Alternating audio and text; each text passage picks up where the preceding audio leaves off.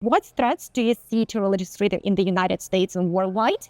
And which of these are truly, I would say, underestimated by the society? Well, I see the threats that's happening in America and around the world. I mean, again, I was in India where I got to spend 10 days with my Muslim brothers and sisters who are in India. And I see the different persecutions that they themselves are coming under from different Hindu or different other faiths that are killing, not just the Christian community. And then you find that happening here in America where we're not necessarily killing people, but we're trying to kill their voice.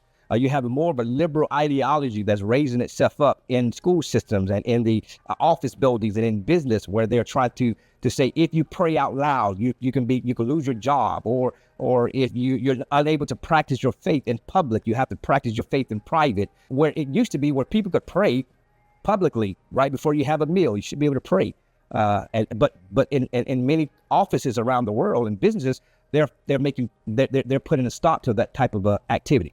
People were trying to silence others from saying Merry Christmas. They want you to say Happy Holidays and those type of things that have taken away the very fabric of what America has been up until this point. And so President Trump says, I want to bring back the religious freedom. We should have a right, whether you're Muslim, whether you're Hindu, whether you're a Buddhist, whether you're Christian, you should have a right to worship in the way that you feel that you have the right to do so without being persecuted by corporate America or by the educational system. And so that's what's happening. You have more and more groups who are raising themselves up. But thanks to voices like yours and thanks to many organizations here in America that are speaking against it, they're saying, like President Trump, yes, you can say Merry Christmas in corporate America. And if they fire you, come and talk to me because we'll get your job back. I mean, it's laughable. It's laughable for people to think that knowing the country was founded on religious principles.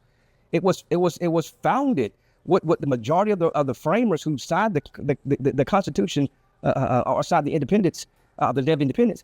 These people were majority seminarians. They attended Bible college. Again, it's the very fabric of who America is, and I'm grateful that we live in a nation that allows us to do just that. But we can't be silent because we saw what was starting to happen to people of faith around America. For those who had just been silent, Dr. King said it wasn't the cries of his enemies that bothered him; it was the silence of his friends. And so we can't be silent when we see other brothers and sisters, regardless of the faith. Because if you go after one faith, you'll go after another faith. Am I making sense? And so we people who operate in faith should stand together and make sure that if one of our brothers or sisters, regardless whether we agree with them theologically or not, we should be able to stand together and protect our faith.